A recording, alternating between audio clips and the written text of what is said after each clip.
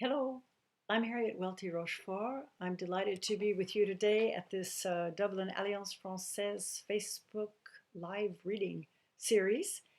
I would like to read to you from my latest novel, Final Transgression. It's called One Woman's Tragic Destiny in War-Torn France, which is exactly what the story is about.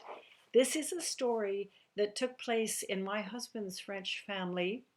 It is based on a true story that took place in my husband's French family at the end of World War II. It was a story that I ran across when the family mentioned a certain relative, but never really talked about her or what she did in the war or what had become of her really.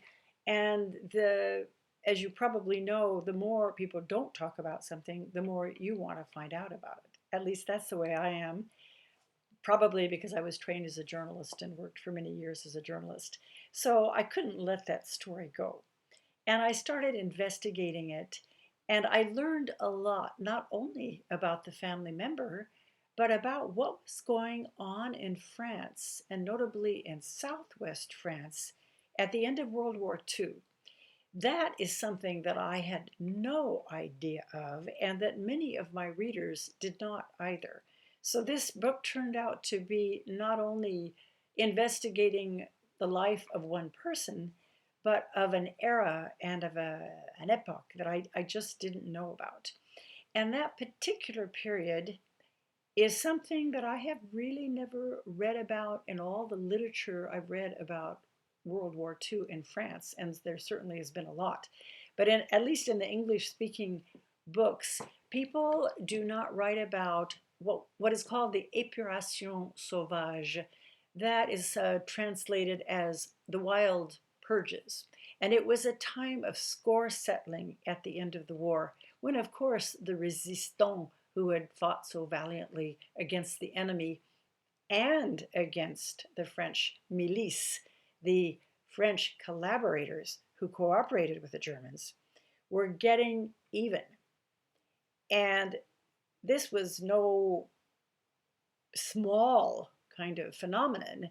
Historians estimate that about 10,000 people were executed summarily, that's to say, without a trial. There were trials later, but before the new government of de Gaulle got trials fixed up, people were just taken out and hanged or shot or whatever. And I found this absolutely astonishing, and astonishing that I really didn't know about it. And I went far and deep into it. And so there is a lot in the book about this because it's directly related to my heroine. Let me just put in context a little bit of the passage that I'm going to read to you. The heroine of my book grows up in a humble family in the southwest of France. They are working class people, and they work on the grounds. The mother is maid to the local countess, the countess of the local chateau, and the father is a gardener.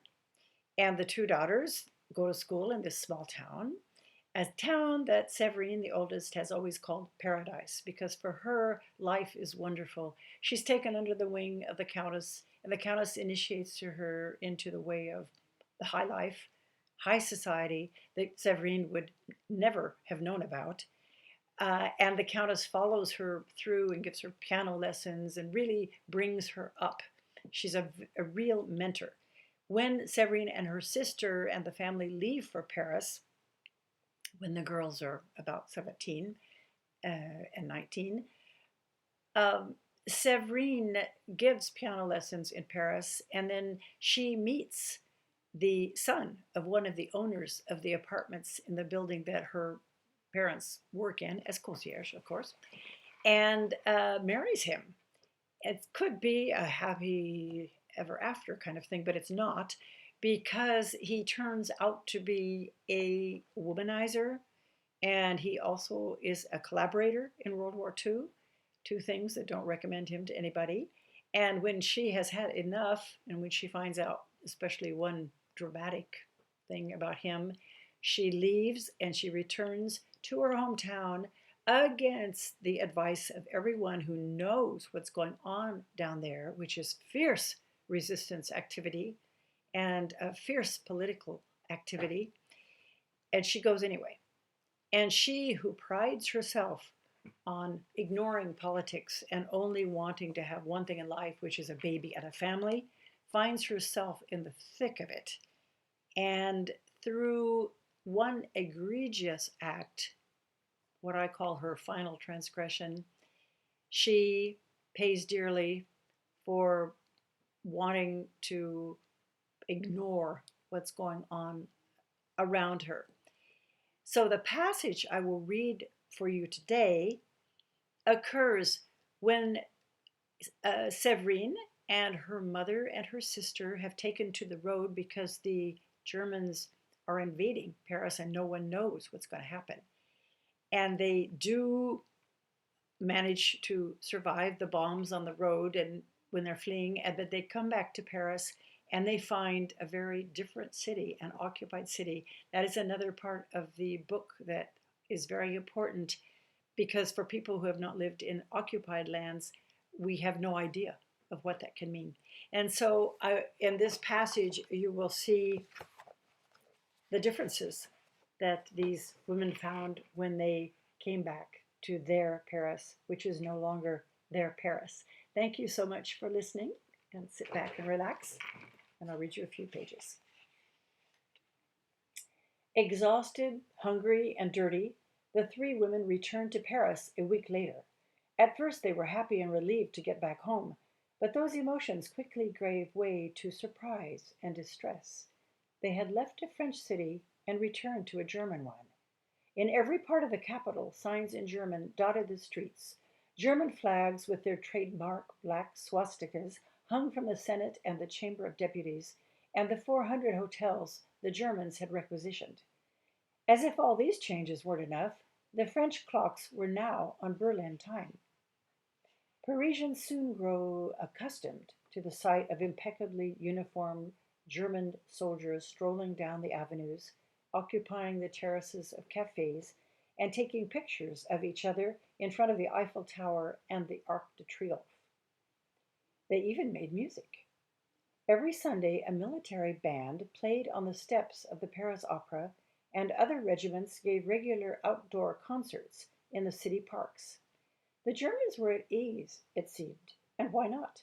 Wasn't Paris the most beautiful city in the world, there for their pleasure? Germaine kept her head down and went straight back to her work as a concierge. When she wasn't working, she spent her time queuing for food. Séverine decided she hated war, but not the Germans. After all, she reasoned, if France was in this predicament, it was because, as Marshal Pétain had affirmed in his wobbly old man's voice in a speech to the nation, the country deserved it.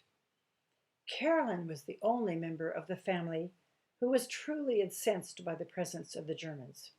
She loathed their uniforms, their faces, their gestures, their words, the way they talked, the way they laughed, the way they frowned, the way they marched, the way they walked into stores and got whatever they wanted. She was furious when she overheard some of her compatriots saying that the Germans weren't nearly as bad as they feared, that on the whole they were pleasant, polite, and especially well-mannered. Often, when she passed by a German soldier, her heart was filled with vile words she knew better than to pronounce. She was almost relieved to be the sister who felt so deeply the humiliation and the shame of living in an occupied land.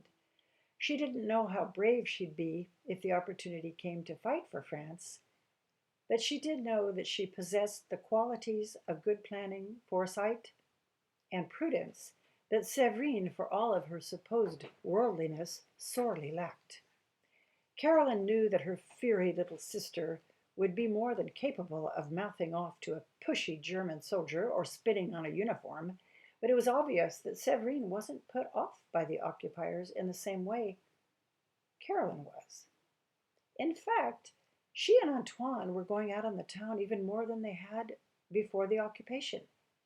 When it wasn't the races at Longchamp, it was a night at the cinema, the theater, or the opera, followed by a dinner at Maxime's, where celebrities like the famous actress Arletty and the actor Sacha Guitry rubbed shoulders and drank champagne with the Germans. Restaurants like La Perouse, Drouin, and the Tour d'Argent offered delicious food and good times as well. Intellectual life flourished. Jean-Paul Sartre hunched over his notebook or held earnest parleys with Simone de Beauvoir at the Café de Flore, which provided a place to write, but also a place of warmth to counter the chill of an unusually harsh winter with next to no heat in the private apartments. Despite the Aranization of the theaters, more than 50 had remained open, and the Parisians, eager for distraction and entertainment, flocked to them. It was good for Antoine's business to be seen out and about with his alluring young wife, and he considered his presence at the cabaret and dance halls and theaters filled with German soldiers an asset rather than a concern. Thanks to his wealth, connections, and political activities, Antoine wined and dined Séverine in the finest restaurants of Paris, which always served splendid dishes and played host to gay and carefree people who were oblivious to the war and those affected by it. When settled at the table and out of sight of the fawning waiters, Séverine would occasionally swipe a piece of fruit or a few of the sweets served with coffee to bring back to Robert and Germaine and Caroline for a treat. Séverine realized how little her parents and sister had to eat with their pitiful rations. 180 grams of meat a week was insufficient protein. Sometimes she would stand in line with rationed food with Germaine, who had none of Antoine's connections or privileges and didn't want them. As they waited in the long lines on sidewalks in front of food shops, mother and daughter would reminisce about former meals.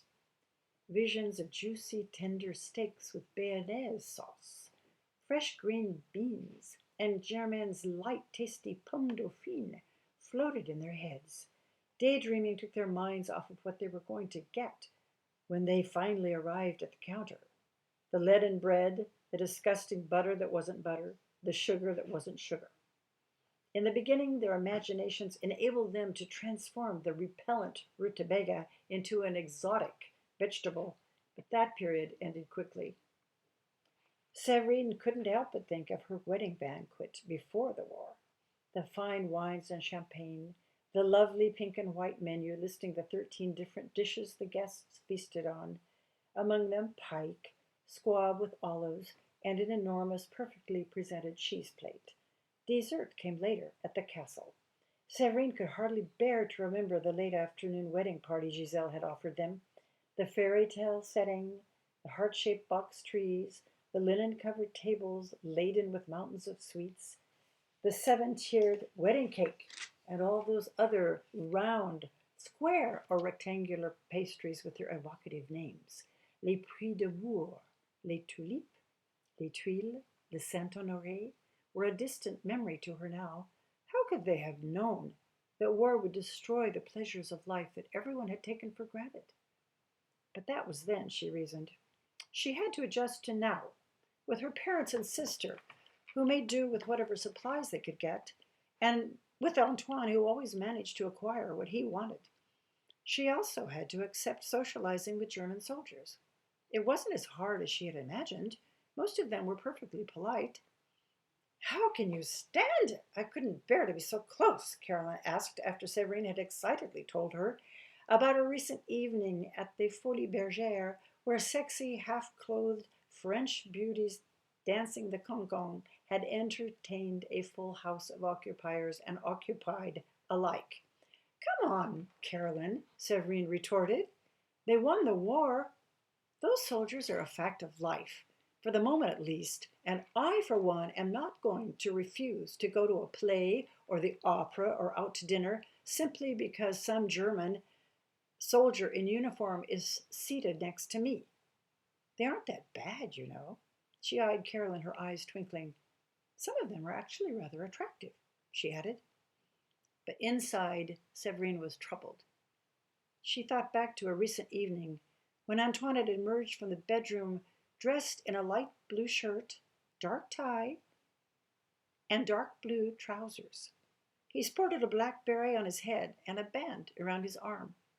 "What's the get-up?" she had joked. "Let me see," she said, walking slowly around him. "A funeral? A costume party?" Her mirth faded as she saw the humorless expression on his face. "This, my dear, is the uniform of the French Popular Party, of which I am now a member." He straightened his tie, not meeting her eye. "I've never heard of it," she remarked. "What is it?" "Why the uniform?" She and Antoine rarely discussed politics. Indeed, she reflected, they rarely discussed anything of substance. All she knew was that, like her father, he was furious at the French generals who, through their catastrophic miscalculations, were responsible for France's defeat. They had placed troops along the Maginot Line, hundreds of solid cement fortifications erected on the Franco-German border in the 1930s to stave off invasion by Germany, and had totally neglected the allegedly impenetrable northern route through the Ardennes. "Unbelievably stupid," he had exploded when he'd read the news. 1,000,000 German soldiers and 1,500 German tanks simply plowed their way right through it. For Antoine, it was clear that the Germans deserved their victory. He admired Marshal Pétain and wholeheartedly supported collaboration with Germany. Now, as he admired his slim, muscular silhouette in the full-length mirror and tweaked his beret to get the correct angle, he addressed Séverine's question. "It's really quite simple. We're for a strong nation and against all the elements that weaken it. Freemasons, Bolsheviks, Jews. Our uniform, of course, shows people who we are and what we stand for. But don't worry your pretty little head about all this. It's a man's thing." Séverine stared at him and tried to hide her consternation. Never mind that her husband was actually talking politics with her for the first time in her married life. She could scarcely believe his paternalistic tone or the self-assured vitriol in his words. How could he be so full of contempt for all of the groups he had mentioned? For example, Georges, Paul's father, was a Freemason, a fact he now had to keep to himself more than ever, and he was the best doctor she knew and had been like a second father to her. She also knew the Mestre family were Bolsheviks, but she couldn't imagine them weakening anything in society. They were simply too lazy. As for Jews, she didn't know any personally, but she couldn't see why they should be a target of hate. Why does everyone have to start taking sides and singling out certain parts of society? She asked him now. Don't you think people should just live their lives, keep their opinions to themselves, and wait for this horrid war to end? Antoine patted her arm. "This is what I get for talking politics at home," he said, smiling affectionately at her. "Not a good idea. We won't get into this again. But since we're on the topic, you may not be seeing much of me for the next little while. The German officers have plenty of money to spend on jewels for their wives, and of course there are my party meetings. I know you will miss me, my darling, but you must be strong." He ran his hands almost proprietarily over her body and kissed the top of her head. "I don't see all that much of you as it is," Séverine answered as she embraced him fiercely. "In fact, I never see you as much as I'd like to." She tried to keep the sullenness out of her voice. Although his announcement had made her profoundly unsettled, Séverine decided it was pointless to discuss the matter further. If Caroline asked about Antoine's politics, which she might, she would pretend not to know. She would let him lead his life. In any case, she didn't have much choice. She liked the life she led. She liked being the wife of one of the city's most prominent jewelers. She liked the exquisite jewels and haute couture clothes Antoine offered her. She liked going out on the town with him and seeing people stare at the striking couple they made. She loved Antoine. His looks, his smell, his presence, even his authoritarianism. She realized she didn't care what Antoine did, as long as he took care of her and they started a family. That was her top priority, war or no war. That's the end of the reading. Thank you once again so much for listening to this. Once again, the book, Final Transgression.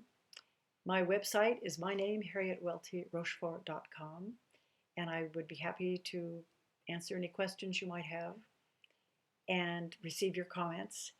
And once again, thank you and good evening.